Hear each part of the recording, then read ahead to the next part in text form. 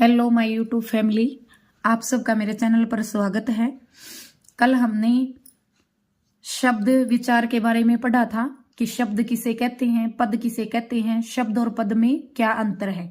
आज हम शब्दों के वर्गीकरण के बारे में पढ़ेंगे। चलो शुरू करते हैं। शब्दों का वर्गीकरण।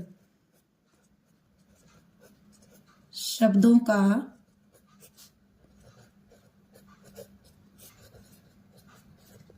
वर्गीकरण।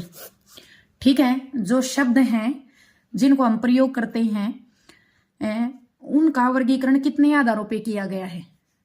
तो शब्दों का वर्गीकरण 5 आधारों पर किया गया है। शब्दों का वर्गीकरण 5 आधारों पर किया गया है। कितने आधारों पर किया गया है? 5 आधारों पर किया गया है। कौन कौन से हैं वो 5 आधार? चलो पढ़ते हैं। नंबर 1, स्रोत, इतिहास, उत्पत्ति के आधार पर।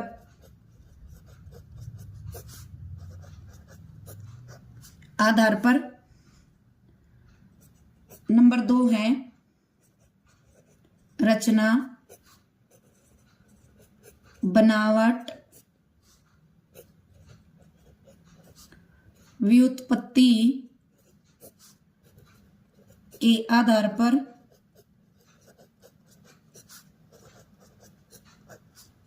नंबर 3 है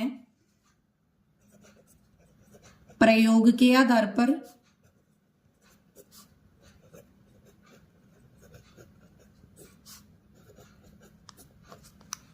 नंबर 4 है व्याकरणिक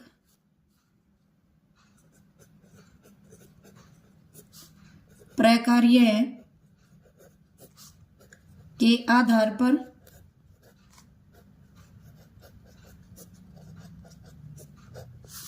नंबर 5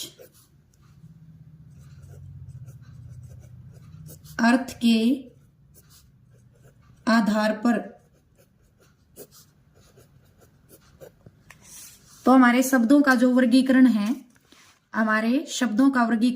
वो कितने आधार पे किया गया है? 5 आधार पे किया गया है। नंबर 1, स्रोत, इतिहास व उत्पत्ति के आधार पर। कई बार यहाँ में कंफ्यूजन हो जाता है। कई बार परीक्षा में क्वेश्चन पूछ लेते हैं कि उत्पत्ति के आधार पर शब्दों के भेद बताइए, या कई बार ये आ जाता है कि इतिहास के आधार पर शब्दों के भेद बताइए, या स्रोत के आधार पर शब्दों के भेद बताइए। ये मैं बता दूं, ये श है और ये श के अंदर रह है, तो इसलिए ये स्रोत बोला जाएगा, न कि स्त्रोत। इसका उच्चारण स्त्रोत नहीं है, इसका उच्चारण होगा स्रोत, स्रोत के आधार पर। ठीक है, तो ये तीनों, उत्पत्ति, इतिहास, स्रोत, ये तीनों एक ही नाम है। कई बार हमें कंफ्यूज करने के लिए परीक्षा में अलग अलग नाम देकर जो है वो शब्दों के बारे में पूछ लिया जाता है। दूसरा है रचना, बनावट, व्युत्पत्ति के आधार पर।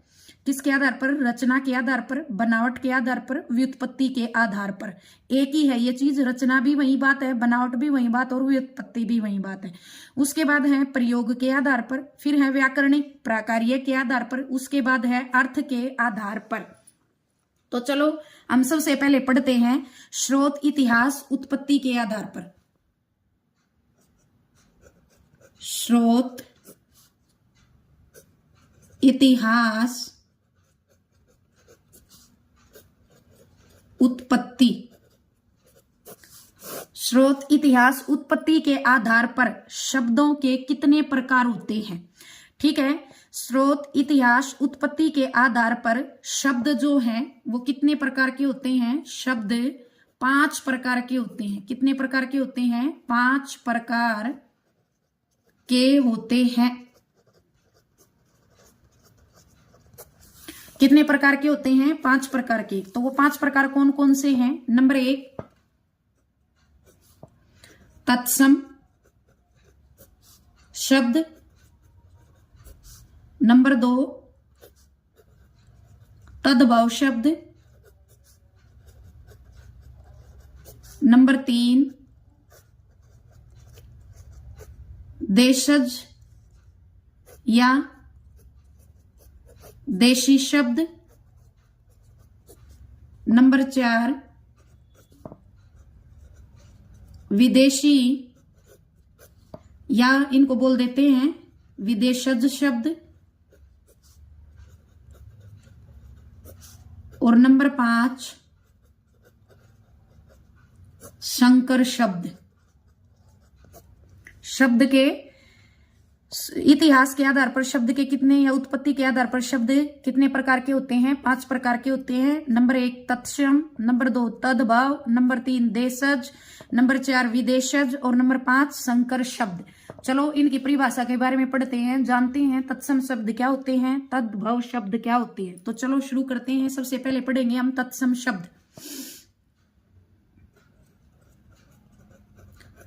तत्सम शब्द, तत्सम जो है वो 2 शब्दों से मिलके बना है, तत् प्लस सम। ठीक है, 2 शब्दों से मिलके बना है, तत् प्लस सम। तत् का अर्थ है उसके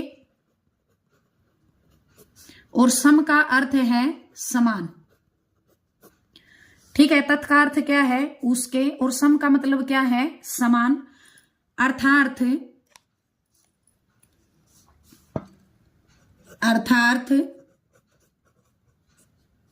हिंदी की मूल भाषा। हिंदी की मूल भाषा का मतलब संस्कृत भाषा की बात कर रही हूं मैं यहां। हिंदी की मूल भाषा कौन सी मानी जाती है? संस्कृत, क्योंकि हिंदी का उद्भव किससे हुआ है? संस्कृत भाषा से हुआ है। तो हिंदी की मूल भाषा संस्कृत। ठीक है, संस्कृत के वे शब्द जो हिंदी में ज्यों के त्यों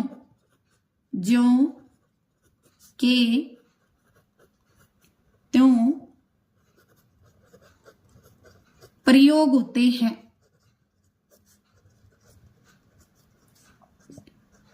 उन्हें क्या कहेंगे? हम तत्सम शब्द कहेंगे। क्या कहेंगे? उनको हम तत्सम शब्द कहेंगे। ठीक है, या ये भी बोल सकते हैं संस्कृत भाषा के वे शब्द जो ज्यों के त्यों, जो के मतलब संस्कृत भाषा से उनको लिया गया और हिंदी भाषा में वैसे के वैसा उनको क्या कर दिया गया? प्रयोग कर दिया गया। वो क्या कहलाते हैं? तत्सम शब्द कहलाते हैं।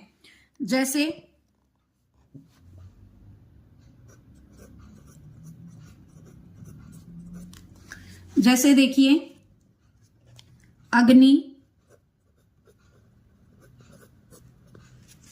हस्त,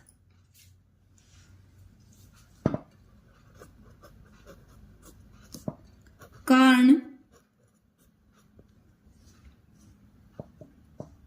दुग्ध,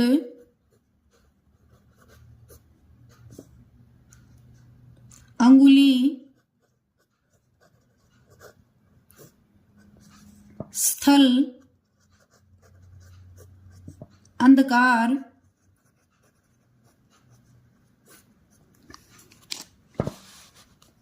आम्र,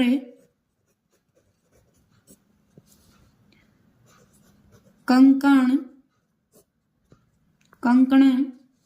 गणना,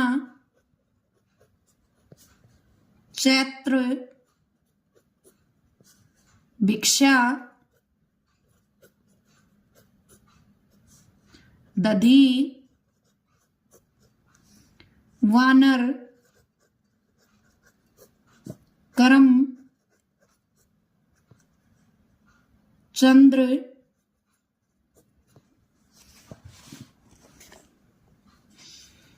ग्राम,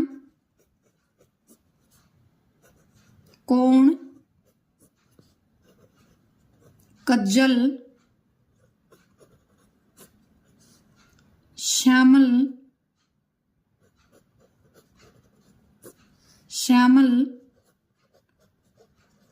आदि।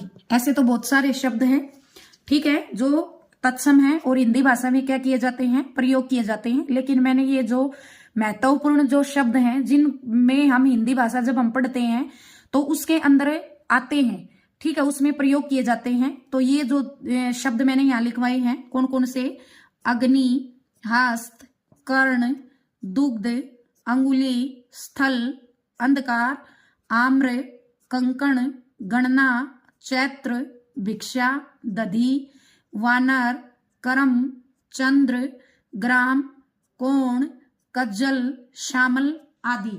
ये वो शब्द हैं जिनको हम हिंदी भाषा में आमतौर पर पढ़ते हैं। तो ये सारे किसके हैं, तत्सम शब्द हैं। उसके बाद अगला पढ़ते हैं हम तद्भव शब्द। तद्भव, तद्भव जो है वो भी दो शब्दों से मिलके बना है, तत् प्लस भव। यहां आप ये सोचोगे यहां द है यहां तय है, तो ये संधि का नियम है, जब तय के बाद भय हो तो तय किस में बदल जाता है, जब तय के बाद, ठीक है, क्या हो, भय हो, तो ये तय जो है वो किस में बदल जाएगा, वो द में परिवर्तित हो जाएगा। इसलिए यहाँ पे ये तद्भव है और इसकी संधि क्या होगी, तत् प्लस भव। तत् का मतलब है उससे, तत् का अर्थ क्या होता है, उससे, और भव का मतलब क्या होता है, उत्पन्न हुआ, उससे उत्पन्न हुआ।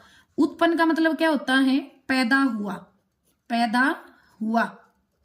अब उससे उससे का मतलब क्या है, उससे का मतलब है संस्कृत भाषा से, उससे का मतलब क्या है, संस्कृत भाषा से। अब देखो हम इसकी परिभाषा पढ़ेंगे। तद्भव शब्द क्या होते हैं, तद्भव शब्द वे होते हैं जो संस्कृत भाषा, शब्द तो संस्कृत भाषा के ही होते हैं लेकिन उनमें थोड़ा सा परिवर्तन करके वो किस में प्रयोग किए जाते हैं, वो हिंदी भाषा में क्या किए जाते हैं, प्रयोग किए जाते हैं। इसलिए उनको क्या कहा गया है, तद्भव कहा गया है। देखिए इसकी परिभाषा पढ़ते हैं हम। जो शब्द पाली, प्राकृत, अभ्रंश,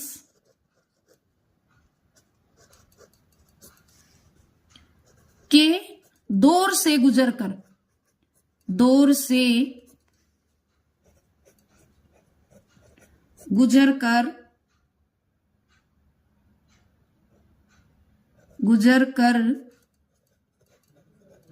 समय के साथ परिवर्तित होकर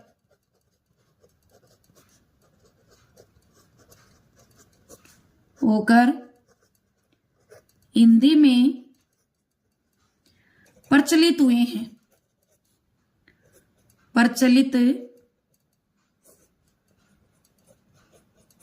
हैं, उन्हें हम क्या कहेंगे, उन्हें हम तद्भव शब्द कहेंगे।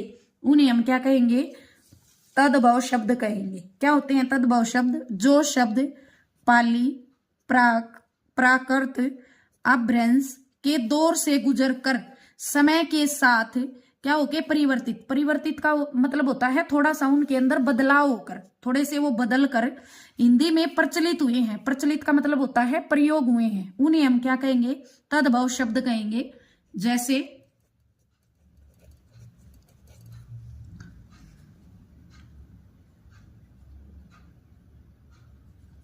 अग्नि मैंने ऊपर लिखवाया था, तो अग्नि का क्या हो जाएगा, तत्सम शब्द अग्नि है, तो तद्भव शब्द क्या हो जाएगा, आग, हाथ, दूध। कर्ण किसमें का क्या, कर्ण का क्या हो जाएगा, कान,